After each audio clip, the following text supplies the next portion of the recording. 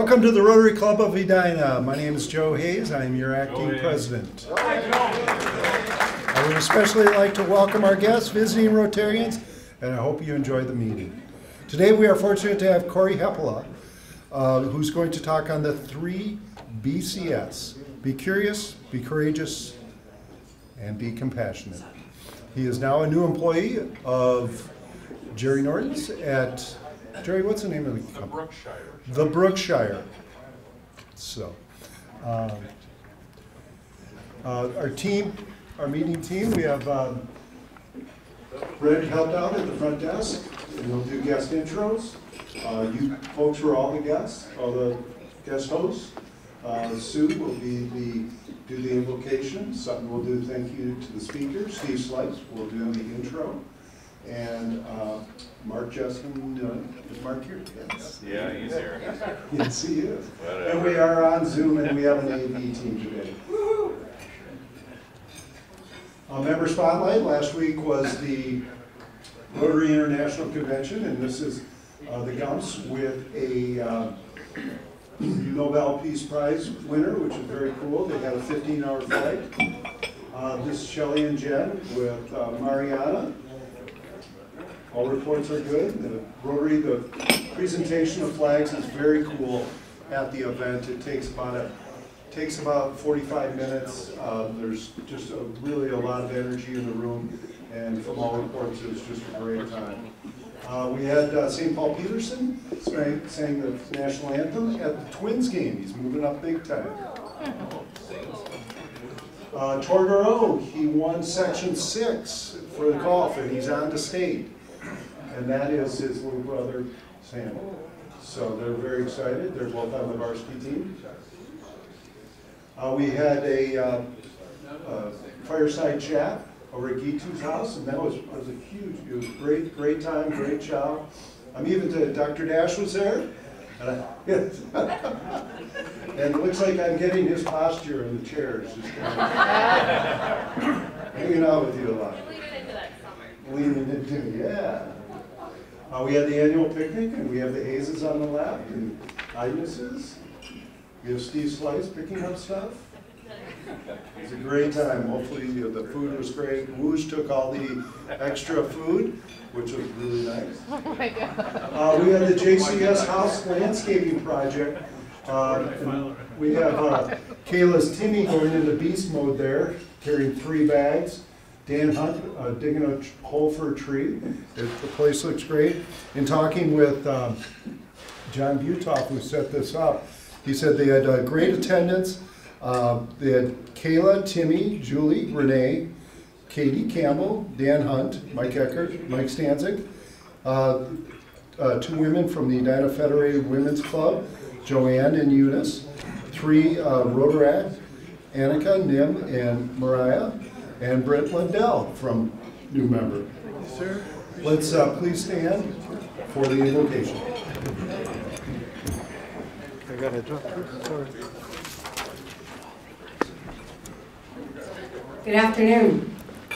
First off, I have to say being the greeter is the best job in the world because you get to say hi to everybody as they come in. And so many new faces, so thank you. Nice to see all of you today. I've been in training the last 2 days, and we've been talking a lot about stories and telling our story. We're going to hear a great story from Corey today.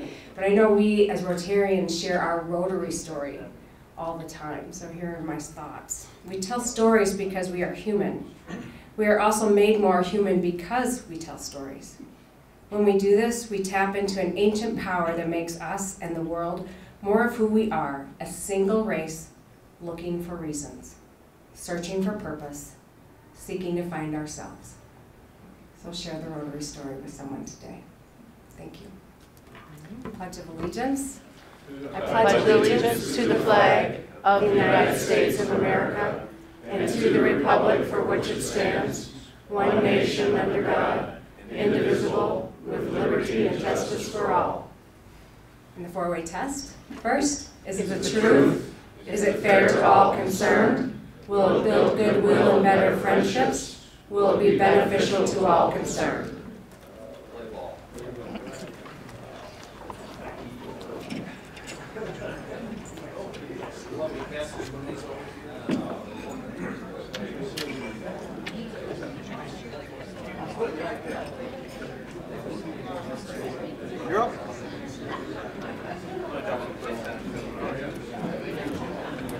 welcome all guests today. David Kleins had brought Stephen to visit today. So I went to St. Olaf 100 years ago, and my roommate was John Hazuka, and John Hazuka is the father of this young man, Stephen Hazuka, and Stephen is terrific. He lives here in Edina, and he's always open for new work opportunities in any of your thriving adventures and establishments. So please keep Stephen in mind if you've got some big project. He's the man.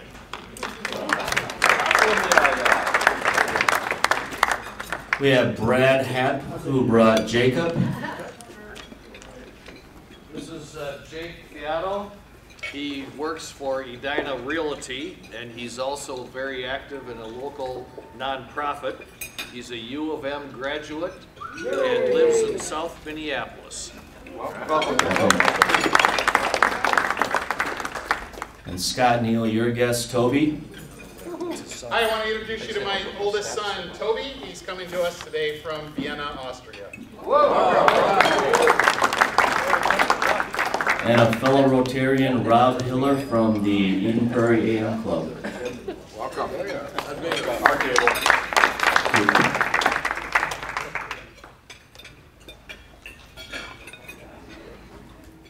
Vanita and Don. They have an announcement about the progressive dinner. While Vanita's coming up here, I just want to draw to your attention, this is at everybody's table. There's a QR code. We'll talk about that at the end of the hour.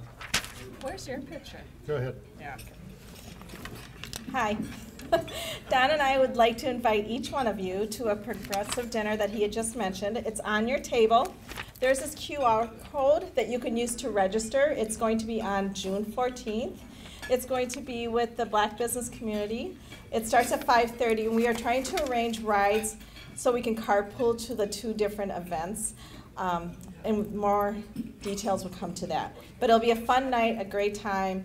So, you know, in between your bites, just register. It's very, very simple. Did I miss anything? So back to the QR code, and I was kidding about at the end of the hour, just meant at the end of the minute. If you want to come, capture the QR code, but that's only half of it. The other half is you actually have to then register. Registration, we're going to cut it off on Monday, so I would recommend you do it now before you leave the lunch. Thank you.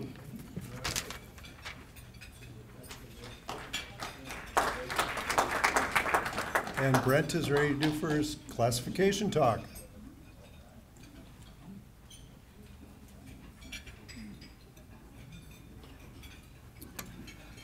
Thank you. Hi, I'm Brent Lundell, and Sam Thompson is my sponsor.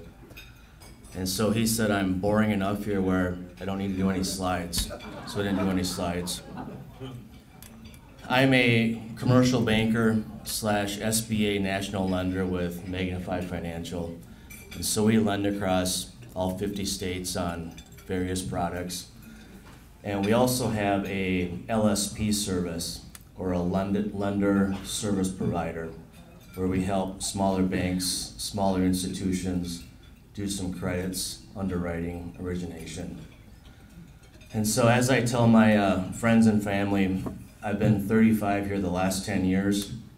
I've been pretty lucky where I married my high school prom date. So we've been married about 23 years, about 8 or 9 years happily. We live over in Deep Haven, and so I have a 16-year-old son, 14-year-old daughter, and you know, like any household, my son eats a lot, and we're a big tennis family, so we're back and forth to Florida quite a bit. He plays tennis down there and lacrosse a little bit, so in our free time, you know, we're usually on the tennis courts, and we've been pretty fortunate with COVID and still being able to do those activities.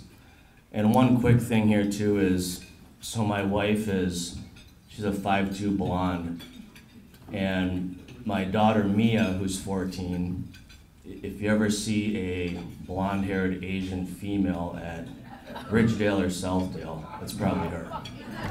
Thank you.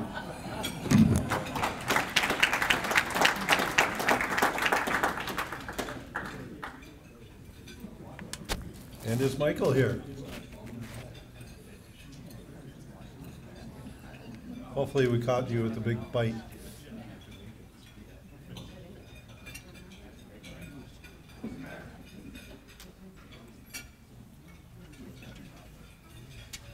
All right, thank you very much. Tough act to follow. I just want to introduce myself. I'm Michael McGivern. Kaylin Eisnes is my sponsor. And got to be honest with you, I probably make Brent's life look like David Bowie's. Mine is so boring. Yours is not. So I couldn't really come up with a great speech, but then it hit me. I'll just go on to ChatGPT and have it write the speech for me. So do you guys want to hear what artificial intelligence has to say about me? You guys interested in that? All right, good.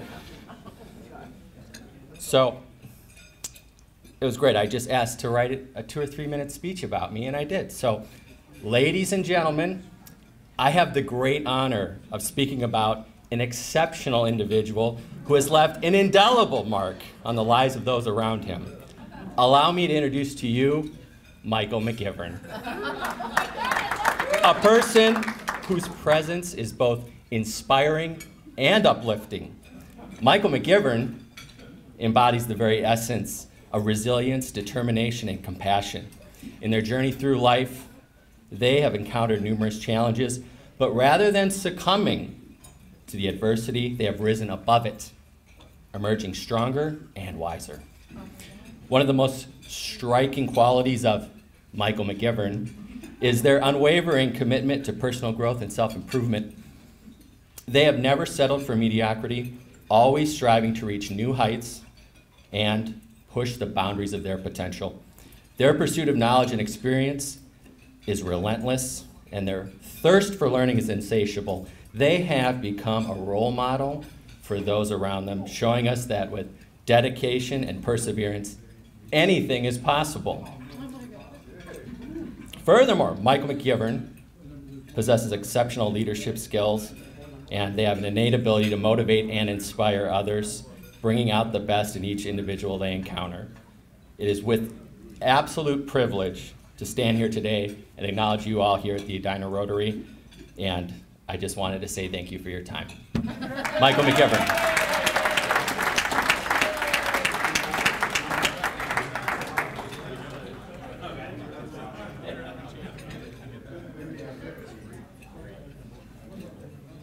That was very good. That was a first.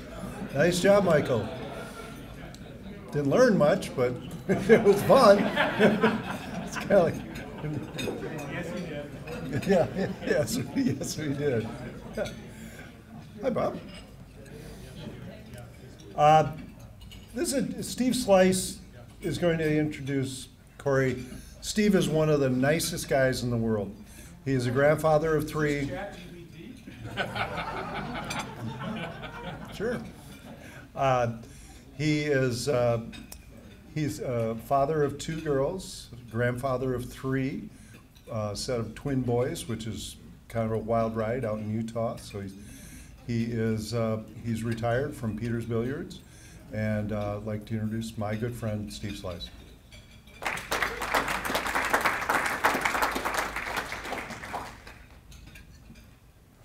Thank you, Joe.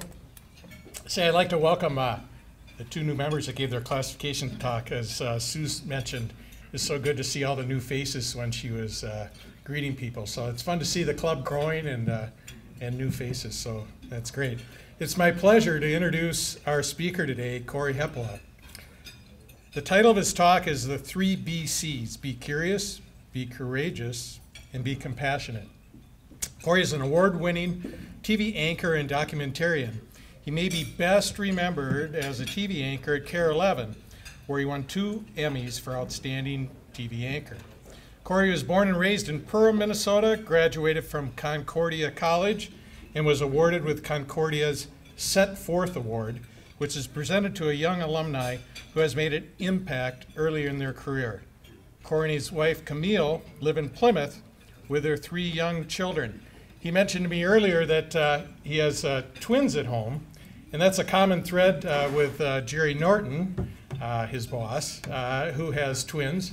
And I was just, I spent a week with my twin grandsons, 2.5-year-old and a 5-year-old granddaughter out in Utah. So Corey, I know what goes on in your household at night firsthand. Corey currently serves as Vice President of Communications, Growth, and Strategy at Jerry Norton's commercial real estate firm, the Brookshire Company. Earlier this week, I called Corey's wife, Camille, and I said, hey, Camille, how you doing? And he gave us a little information on Corey. I said, I'd like to know what book is on his nightstand. And she replied and took a look and said, Adapting to Working with the World's Greatest Boss.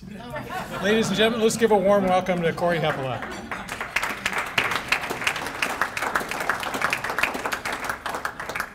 Thank you, Steve. And it's funny because you were talking about your family earlier, about being the mashup of an Asian blonde-haired daughter. My wife and I joke, my wife's Jamaican, we joke that we're probably the first ones to have this collection of Jamaican Finnish kids because, and they run the gamut. We do have twins, and then we have one who is 17 months older. So it's really been like triplets, and it's amazing, overwhelming, all of those things, as all of you know. I appreciate the warm welcome, Steve, and thank you all for having me here at the Edina Rotary Club. I always get a little bit uncomfortable whenever they read the bio because, well, I think that all of our bios are just a reflection. And what I mean by that is that's not really the true story. Like the bio of me winning, a couple of Emmys and having a show on WCCO radio and running for governor and having a docu-series that 100,000 views, all that stuff that you mentioned. I mean, those are the highs, right? And what I mean by that, on LinkedIn, I'm not putting all the failures up there. Right? I'm not sharing that. Well. There were 350 TV stations that rejected me and said, no, like you're not good enough to work here. I don't put on LinkedIn that, I've been laid off twice, fired once, that's 3. I don't put that on there. I don't put on there that when I was laid off, I was looking for a job, desperate to get home to Minneapolis. And I was very proactive and reached out to all the Twin Cities TV stations and said, here's my reel, I would love to come in, meet you, I will bring myself in, all I'm asking is 30 minutes of your time. And the news director at one of the stations said, don't bother coming by, you can't work in this market, you're not strong enough. That's the reality. But that's where the growth is, right? In the failures. All of us are met with difficult circumstances, roadblocks. We all fail, right? But it's really not a failure unless you quit, unless you give up. But the interesting thing now, as I've started here with the Brookshire Company, and very thankful to be a part of that group and excited to get into more of what that entails, but I went through this path of broadcast journalism and had a dream of being in the Twin Cities. And I look back and I did some really cool things. I really did. I covered the NFL draft in New York City, Radio City Music Hall. I interviewed Randy Moss as a 20-year-old. I sat down for 45 minutes with Al Gore. Some really cool moments, but there were moments that were really happy, but I never experienced true joy. Until recently. And I think that's reflective of all of us, right? Lots of times we look to the end and we go, oh, okay, when I get that, I'm gonna be happy. When I achieve that, I'm going to be happy. When I earn that award or that recognition, then I'll be happy. Everything will be good. If you're not happy in the moment today, you're not going to be happy then. And there's a difference between happy and joy. And if we are looking for some sort of thing that will make us happy, we're going to miss what I call joyful impact. And there are joyful impact opportunities around us each and every day. Joyful impact is a state. And what I'm going to talk about today, it's not easy, but what I'm going to talk about today is what I call the 3 BCs. The 3 BCs, be curious, be courageous, be compassionate. The 3 BCs is a critical thinking process to joyful impact by curiously exploring our strengths and weaknesses, courageously listening to the whisper inside. There's a whisper inside each of us.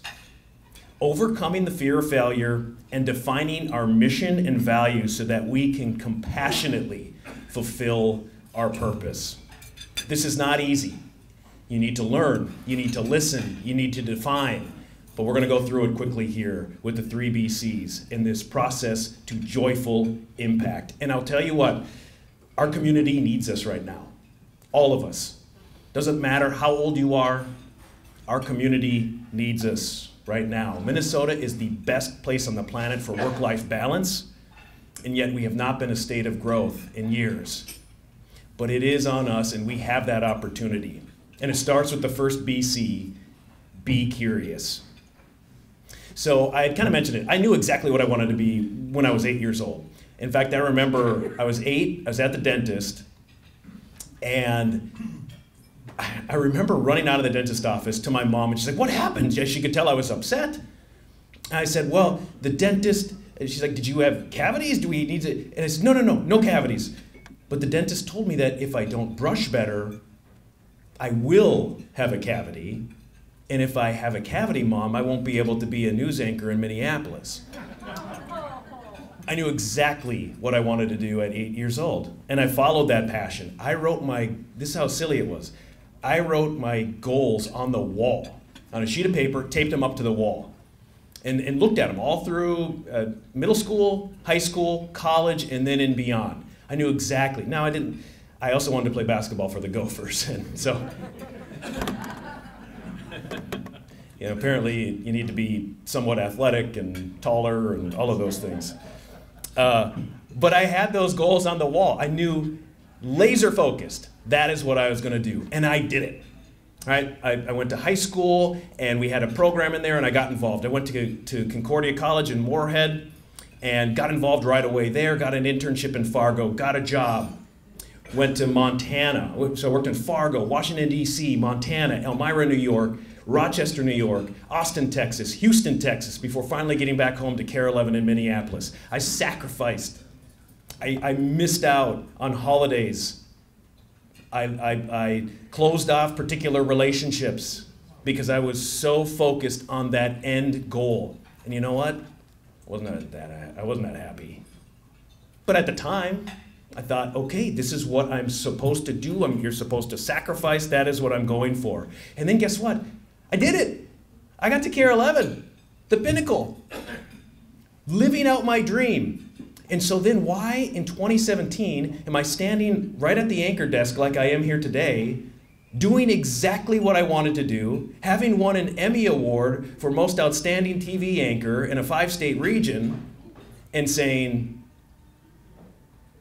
what's the whisper? Why do I feel like this, I'm not supposed to be doing this? Why am I feeling that this is all leading to something greater? Why am I not fulfilled and happy? I didn't know the answer, but I heard the whisper. And I was curious. That's the first BC, be curious. That is the key to personal and professional growth. This is asking a lot of questions, right? Curiosity in general, asking questions. You're okay recognizing that it's better to learn than it is to look smart. So you're asking questions. And curiosity means it's okay to admit that you're wrong or that you don't have the answer. And as Jerry and Royce know, I ask a lot of questions. Not afraid to look dumb. But here's the thing about curiosity. Data shows this. They look at this and they explore it. Data shows curious people are happier, healthier, and have more positive relationships. So in October 2017, I heard the whisper, it was getting too loud. I couldn't ignore it anymore, I was curious. So I did something that really scared me. I wrote up an email to somebody, a community leader in this community, who I admired. This person was a CEO of a large company. This person was also somebody who was on a number of nonprofit boards, who was a champion, an advocate for our community and our state. And I reached out, I sent this person a long email, just expressing exactly what I said. I wrote my goals down on my wall, I've done this, and now here I am. And how do you do it? How do you balance career, service, family, your faith? How do you do that? And then I hit send, and I felt so good until about 30 seconds later when I was scared to death. I'm like, what did you just do? Because it's vulnerable, right? You're transparent. Just left myself out there. And 30 minutes later, Richard Davis from US Bank emailed me back. And he said, Corey, I'm so thankful you emailed. Let's meet up. And thus has began a mentorship and a friendship. And many of you probably know or know of him. Incredible. The kind of leader that we need in our community. And he said to me, come and meet. And so my first question to him was, were you like me? Did you write your goal? Did you want to be CEO of a major bank or corporation? And he told me something that changed my life forever that day. He said, no. He said, but I was constantly curious. And I would take a lot of lateral moves. And what I realized is that I was being uniquely prepared for service and for leadership because I was asking questions and preparing. And so he told me this, set a direction, not a goal. Because when you set a specific goal, it may be that there's only one person that would get that. And there can be a lot of circumstances outside of your control. And then you're living a life where you're missing opportunities for joyful impact. Knocked me over. Totally counterintuitive to what I had for what a vision for what I had was successful. Be curious to learn more about yourself. First, learn and identify your strengths and weaknesses.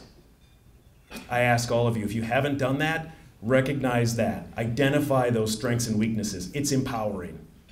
Because once you know your strengths, you know what you're good at. Right? That's the stuff that fulfills you. It just comes naturally. You're good at it. And your weaknesses, well, then you can cover your blind spots. You don't have to take so much energy knowing it's okay. I can find people who can help me with that. Now, here's why. The world is changing faster than ever. Now, traditionally, we were taught you get specific skills, then you start on a path. And then you're in that silo, and over time you start climbing that ladder up into the silo, right? But today, we've never seen a world like we have today, and it's going to continue to change more rapidly than ever before. A lot of you bringing up ChatGPT. And we don't know where artificial intelligence and technology and healthcare is moving. We certainly don't know where it's going to be in 50 years. Your unique skills and your unique education and your unique experience and perspective are valuable in different places today. And you may not know exactly where that is, and that's okay. But it is absolutely vital for us as a community, as a Rotary Club, as a church, as a state. We need to innovate. We need to innovate in education, in healthcare, business, and finding sustainable energy solutions. Now, I met with Richard. I was excited, totally scared. I mean, really scared. Like to give up and to take a risk and to maybe do something else like that just didn't make much sense. I had my life all planned out. So that leads us to the second BC, be courageous. Now, it's much easier to stay in your silo, isn't it? That's comfort. Staying in that silo is comfortable. It's easier that way. It's easier to keep doing what we're doing. But be courageous. Be courageous enough to listen to the whisper and to accept the challenge to reinvent yourself.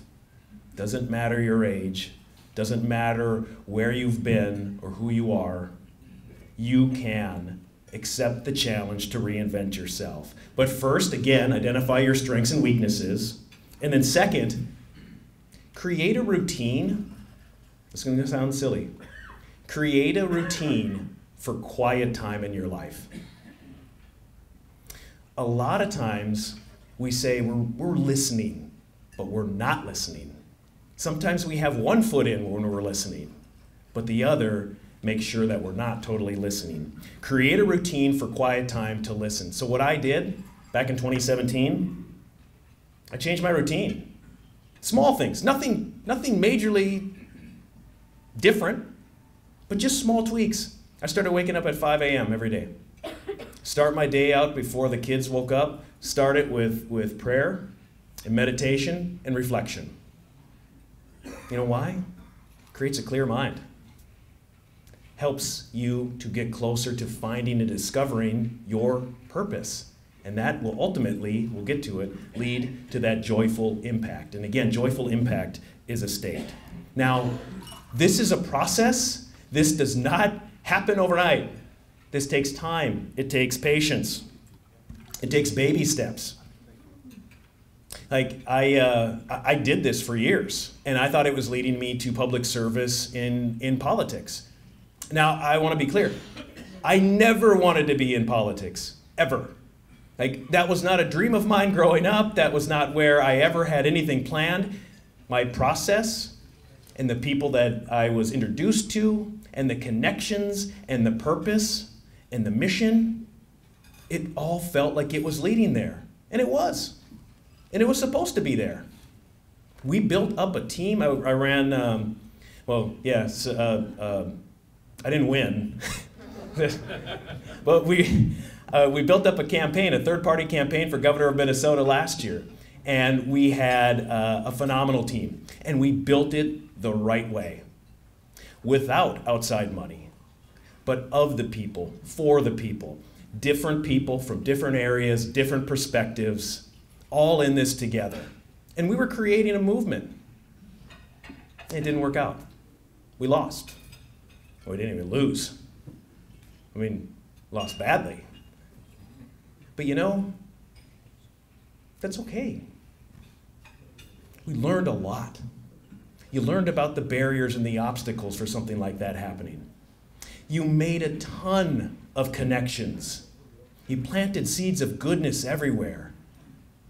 There's opportunity to learn from every single setback and failure. I call it a false start. When you create this routine, you listen and you learn. Sometimes you might have a false start. You might get down the road on something that you think is really going to be of impact, and it doesn't work out. It doesn't mean you're a failure. It just means that wasn't the right place at the right time and perhaps not the right person. It doesn't mean you had the wrong purpose or the wrong mission. It felt right for us, but we learned. So the 3 BCs process, it doesn't mean you'll be an instant success overnight or even in everything, but it helps us prepare for the reality that we cannot control every single outcome, but we can control how we prepare. And then you're able to release and let go. Now, I want to be clear, you do not have to quit your job. I did. You don't have to quit your job. Joyful impact is, again, it's a state. It's a state of being. It's a state of mind. And what this does, it opens up our minds to opportunities that are all around us each and every day. Now, of course, and I kind of hinted at it, there is a major barrier that is preventing us from stepping out, and that major barrier is fear. The fear of failure keeps us from being curious and courageous. The reason that we don't listen to that whisper that's inside of us is because change comes with risk. We worry about everything. Isn't that crazy? We worry about everything. We worry about things that haven't happened yet. We worry about things that will never happen. And yet we worry. And that worry causes self-doubt. It causes us to stay comfortable. And it causes us to stay safe and ultimately without joy. So my favorite failure was 8th grade basketball. So 8th grade basketball, didn't make the travel team. I grew up in Perham, so rural Minnesota by Detroit Lakes. I didn't make the travel basketball team in 8th grade. I was devastated. I went home and I complained to my parents that it was the coach's fault, they got it wrong. And the best lesson that I ever learned was that night, my parents, instead of saying, "No, you're right, son, let me go talk to the parents," they said, "Take accountability, take responsibility. And if basketball is something that you choose for your life, have a conversation with the coach and ask what you can do so that you're in a better position next year. Get to work." It was the best lesson I could have ever learned. Because then I did that. I talked to my coach and I started setting those goals and building up a routine at that age of, okay, what can put me in a better position? And you know what? I set yearly goals. I didn't make a single one until my senior year when I became our school's first Heart of the Lakes Conference most valuable player of the whole entire region. But if not for my parents and the coaches who said, look, you are where you are now, that doesn't mean you're going to be in that same spot. You can control particular processes and outcomes. Now, another major barrier, that fear of failure, is we are experiencing a communications crisis. This is societal. Now, part of this is innocent, part of it's not. I'll talk about the innocent part of it, this communications crisis. So, text communication is our primary form of communication, right? So Camille and I, my wife, when we were dating, we were long distance for 3 years. This is the early days of texting.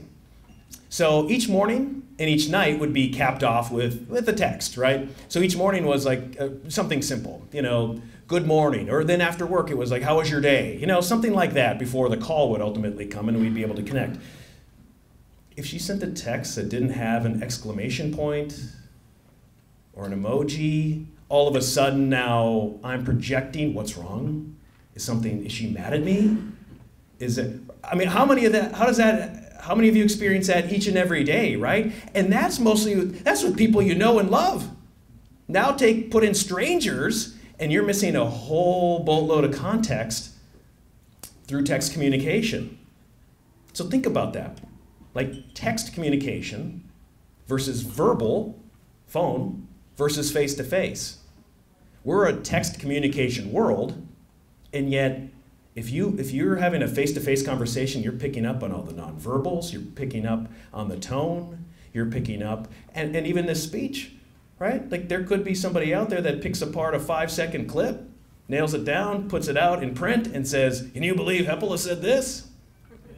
So we've been weaponized, a part of it. And a part of it's been innocent, where we just don't fully understand through text communication. Now, the not so innocent part, which I alluded to right there, is we are the product, right? Politics, companies, the media, creatively manipulating us for our loyalty.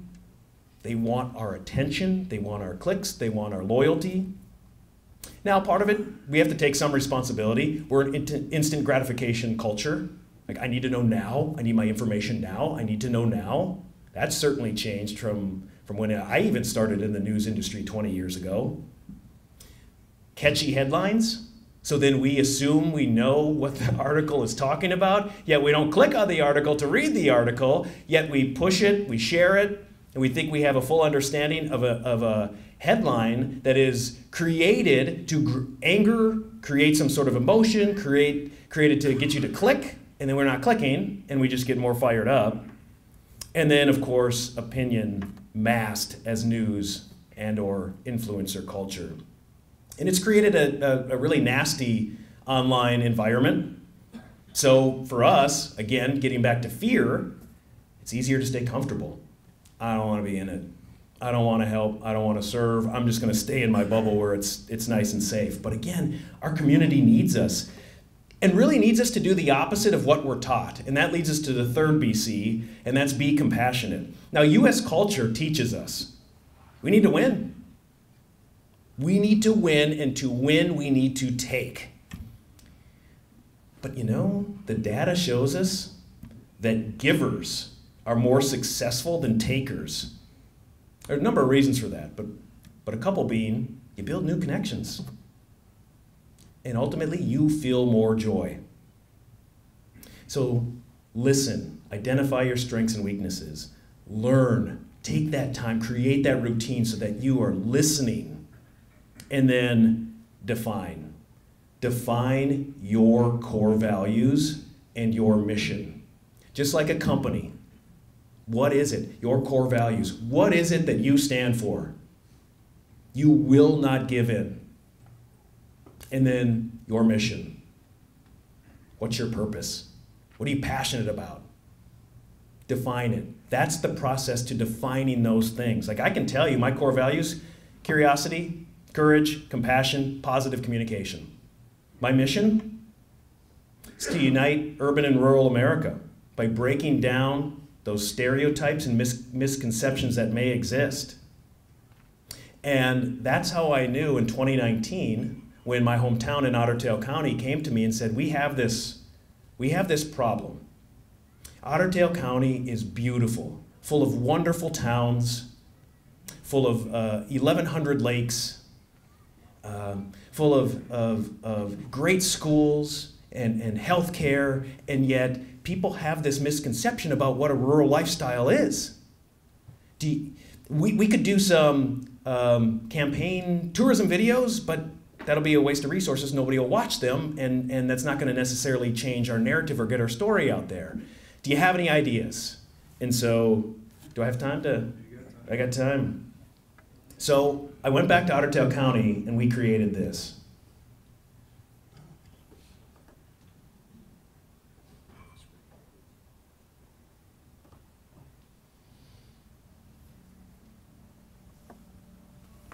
Where did I get my work ethic? My parents. My mom grew up on a farm. What do you know about farming? What do I know about farming? I don't know. Smells bad. Hey, my name's Corey Heplock. I'm a radio host, husband, father, and I was born and raised in Otter Tail County, Minnesota. Growing up, I was in such a hurry to leave that I never really got to know my home. What did I miss? What changed? I was going to find out. Well, it's a magical area. I mean, I don't know how we got so blessed to make this our home, but That positive guy is Cordell Hitch, owner of Otterberry Farm just outside of Herb, Minnesota. But more specific, fine, by Rush Lake. This is where he grew up, although he did move to Montana once. Gorgeous, only to realize. well, the grass is always greener, but then all you need is to step out of your bubble a little bit to put life in perspective. Cordell's married, 2 young daughters, and they live here at Otterberry Farm, which they've turned into a popular tourist spot where anyone can come to pick strawberries, raspberries, or even get lost in the corn maze. It's a real farm with real farm animals like hogs and sheep and cows, which apparently have to be fed every morning. He knows what to do and just put it in his mouth. All right. Give it a try. I don't know. Does he have a name? No, I don't think so. Just takes right to it. He's a growing boy. Whoa. Look at that. Is he done? gone, just like that. Sorry. That's it. That's it, buddy. That's it. You did a great job. You need a napkin? You love me now? Yeah. Put your finger in his mouth. Have you ever let a cat suck on your finger? Put my fingers in a cat's mouth? You know, I don't know what to do at the beginning. So you teach them how, you just put your fingers, and then they suck in your fingers, and then you just basically move the bottle in place of your fingers. I'm not gonna lose digits here? No, I know how important it is. And so imagine having a full bottle and basically just transition the bottle into your fingers. Good to go. That, many.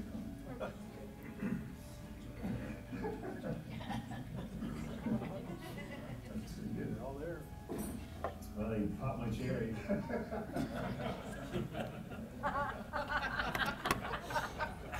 So we created a docuseries called Rural by Choice. And it was to do exactly that. It was to unite urban and rural America by breaking down the popular stereotypes, the negative stereotypes and the popular misconceptions that may exist. Through that process, learn, listen, define, I knew that I was home. I knew that this is my purpose. And so for the first time in my life, I felt true joy. It wasn't after some sort of goal specific. It was a direction. It wasn't after some sort of award. It was fulfilling, and it was joyful impact. Compassionately fulfill your purpose. You know, I know right now we have a million different excuses. Well, I don't have enough money. I don't, you know, I'm too busy. We can always make a gazillion different excuses. But joyful impact, again, is a state. Once you go through this process, the 3 BCs, you just recognize, you see, you understand yourself so well that you're at peace and you're able to recognize the opportunities. And through that, not peaks of happiness, but true joy. And you're going to make a grander impact with it as well. And you're going to see doors open up that you didn't expect, in places you didn't expect. And that's what's brought me to the Brookshire Company. This is a phenomenal company that is growing with that same purpose in mind, to uplift rural America and to unite urban and rural America. And we continue to grow. And so I'm thankful to Jerry, and I'm thankful to Royce and to Justin and our team, because it's a shared mission. And it's exciting to think of how we're going to impact, how we are already impacting, but where we're going and how we're going to impact into the future. So be compassionate. And this is how we start our conversations in our day every day. How can we help? How can we help? Now that's a shift again. That's a shift. It goes back to the giver versus taker thing. You know, in U.S. culture, you're taught, gotta take, gotta get. But it's really when you shift and say, what can I give in this situation, by asking that 4-letter phrase, how can I help? So leaders, and everybody in here is a leader, whether that's an organization, the community, your family. Cut down the silos, which is something Jerry has done at the Brookshire Company. It's not up, down, it's over, based on strengths and weaknesses and how we accentuate and work with each other. Break down those echo chambers. Eliminate groupthink by being curious, and surround ourselves with diverse perspectives. Because you know something? Being smart doesn't prevent dumb decisions, but critical thinking does. Diverse perspectives does. So lastly, here's my challenge. Start preparing. Start preparing today. Learn, listen, define. And then it sounds so simple because it is. Plant seeds of goodness, and then just watch. Watch the power of selfless connection. So here's how you do it. You find a group you're not connected to, and just ask, how can I help? Find a single group this week and just say, hey, what are you up to? How can I help? It might seem weird. It might seem too simple. But it's the process toward a life of joyful impact. And you don't know, none of us know where it'll go. I want to share this last story. In 2015, Archbishop Desmond Tutu traveled to the Dalai Lama's home in India to celebrate His Holiness's 80th birthday. Now these two men, worlds apart, right? Both spiritual, but from two different worlds in faith, and they had been friends for decades. So Archbishop Desmond Tutu and His Holiness, they spent a week together looking back on their long lives to answer this one burning question that we all internally ask and think about and contemplate. How do we find joy in the face of life's inevitable suffering. Because it's out there. Our timelines are filled with it. We see it every day, right? And in the Book of Joy, the Dalai Lama says this, quote, "Everyone has the responsibility to develop a happier world. We need ultimately to have a greater concern for others' well-being. In other words, kindness or compassion, which is lacking now. We must pay attention to our inner values. We must look inside." It takes all of us together. Be curious, be courageous, be compassionate, and discover your joyful impact. Thank you.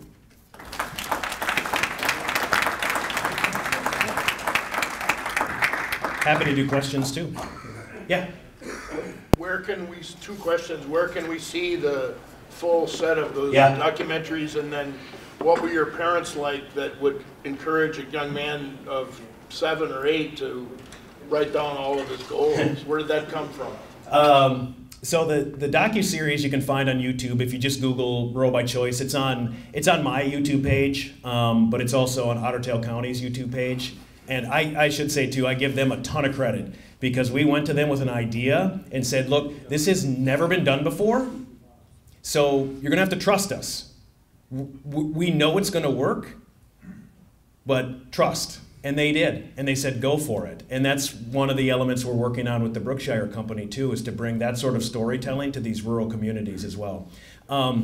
So then to answer your other question, my parents are like, just incredible. Like, you talk about loving friends, mentors, but just the people that I that grew up admiring, both my mom and dad. They've been together since 7th grade. Grew up in New York Mills, so a town of 1,000, and started dating in 7th grade, have been together ever since. And they both have this entrepreneurial spirit where they kind of went through this process, maybe without defining it, but understanding I'm meant for more. How can I positively impact our community in different ways? And so they've served on, their business. They left, and then they have their own business, but they served on different church boards, school boards, that sort of thing. And so just seeing them and how they really truly think of others each and every day is probably what instilled that at a young age. Yeah. You mentioned that your parents have been your inspiration. How has this story, how have you defined this, and how has it evolved? Is it all just through your consistent reflection? Is it speakers, books, a collection of other things that you've experienced over the years? It's a great question. It's probably all of it. Very self-aware, constantly thinking about what are things that I can do better and improve on. When you have a lot of failure, you're constantly doing that, and so you're constantly tweaking and going, how else can I share my message? I will share that for the longest time, I hid the struggle and the failure. I didn't want to share it. I thought that said something about me, that I wasn't qualified, that I wasn't. When you hear that type of feedback, especially in the industry that I was in, that was not something I wanted to openly share about. So it was just those points, right? Like, see what I've done, see what I've done. It wasn't until I got to CARE 11 and really in 2017 where I was decided, actually that's the story. That's the story, and that's why I enjoy being transparent, because that's how we all deal with these things, right? We all deal with the struggle, we all deal with failure, but it's really overcoming that failure and that fear that paralyzes us into staying comfortable. That's where the true growth happens. And so it was really 2017 where I started to on my own go, no, I think that's the story, and people started to respond, and you'd hear little things like, thank you for sharing, because I've kind of felt that in myself but didn't ever want to share that with anybody. Thanks. Yeah. Corey, when I think of commercial real estate, one of the words that does not come to mind is compassion. And I'm wondering how are these innovative messages being received in the market? Right. Well, I appreciate the question. It's a good question. What was the question? The question was, commercial real estate doesn't necessarily equate to compassion, which I think is true, but we're not in the commercial real estate game. We are in the compassion game. And I think you see that through Community Venture Network, which is our initiative where we bring together these rural communities and we advocate and we bring together these communities and these businesses and say, hey, there may be another world out there for you that you haven't considered. But it's a way for us to advocate for these communities. But we are about, what we're about, we want each and every business that we work with, we want them to be put into a position to succeed. And that's why the innovative pillars that we utilize are central to our growth. Yes, just a quick question, Corey. You obviously are an emotionally high person. Do you ever experience emotional lows? And if you do, how do you handle it? I really appreciate the question. The question is, I'm emotionally high. Yes, very passionate, energetic, quite optimistic. One of the stories that I did not share here, but I'll share now is, there was certainly a time. There was a time it's not was a time. There's always these times. But for me, it hit ahead. In 2006, I had moved across the country for the 4th time in 5 years. That was 4 moves, picking up, leaving everybody behind, moving on my own into a new city, being on TV, small market, but being on TV, so in a public figure without knowing a single soul, thousands of miles from family. And that 4th move, when I went to New York, it was different because now all of a sudden, New York, East Coast, much more direct. And as somebody who is from the Midwest at low 20s, didn't fully understand that, and so I struggled with that. I was in a very bad culture and station, and it caught up with me. I found myself, and I'll share this with you, this is one of the reasons why we're advocates for mental health too. I remember I was in a news vehicle, and I was so overwhelmed with anxiety and stress. And a part of that's my perfectionism, that I wanted everyone to think it's okay and everything's perfect and fine. It caught up to me. I had to pull over to the side of the road, and I was having a panic attack, and I was breathing into a bag. I was not making great decisions then. I was not eating well. I was drinking too much alcohol, and all of these things were catching up. Thankfully, my parents, I was 23, 24, could tell. And they came out and talked to me, and I was able to get the help that I needed. And again, that was something I hid for a very long time. It wasn't until 2017 where I started to say, you know what, that's important too. That doesn't matter who we are, what we've achieved, where we've been, that's the reality. And that's why this process has helped me through that too, is by creating a process and a routine, you can understand that your self-worth isn't tied up into the wins or losses, but rather in the character that we show each and every day.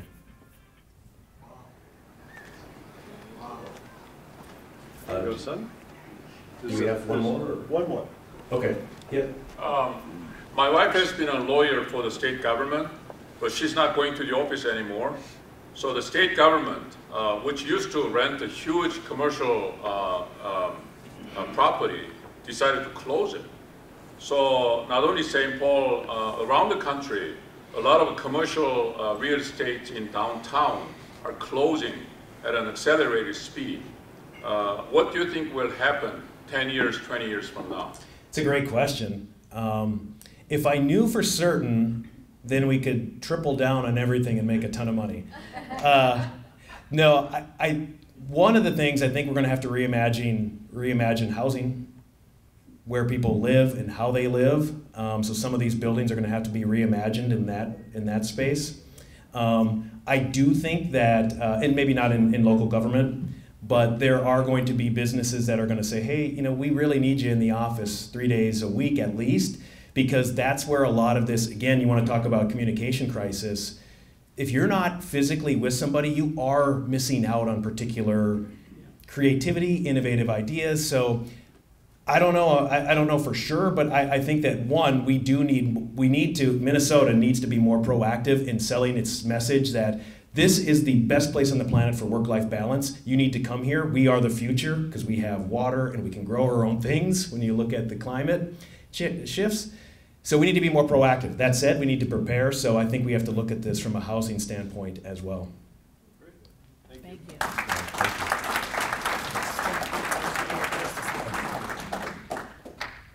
Corey, thank you so much for speaking with us today and talking to us about Joyful Impact. I personally like that you reminded us to take a pause and to really be transparent and honest about our successes and failures. That's really important.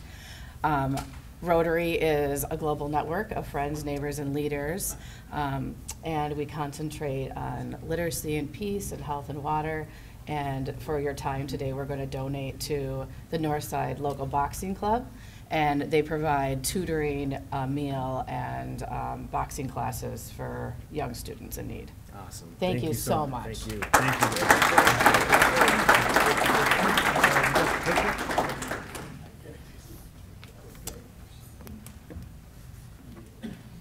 So Sutton, or Shelley was going to come in. She is still trying to catch up from the RI convention. Jen has successfully.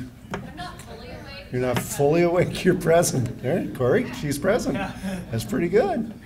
But she's here. She was going to talk about the Rotary TRF and our challenge from the Morning Club. We're doing great. We still want to get to more people.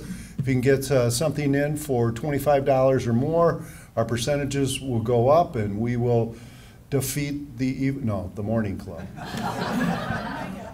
So, which would be great. Looks as though we are on track to meet our goal, but we really are always looking for participation, full participation.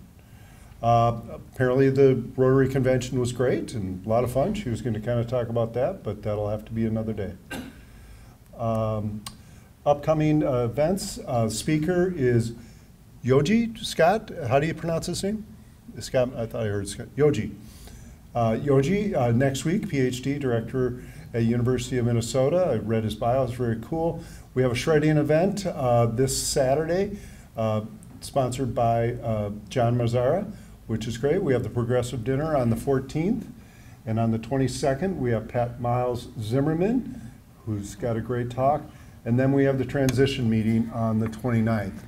From what I understand, the Rotary Convention, well, we also have the Patrick Kennedy Memorial Golf Outing coming up on the 26th. If you'd love to, they'd love your participation over at Braemar. I understand that the Rotary Convention was cracked up to everything it meant to be. So Corey, one thought I had, you were talking about getting cut from your basketball team, and it brought me to my thought when Herb Brooks was watching he got cut from the Olympic team, and the Olympic team went on to win the gold medal. And his father did not show much compassion. He said, "Looks like they cut the right guy." True story, true story. So go forth with a smile on your face, love in your hearts, you people of attention. Continue to do good work in the community and the world. Meeting adjourned.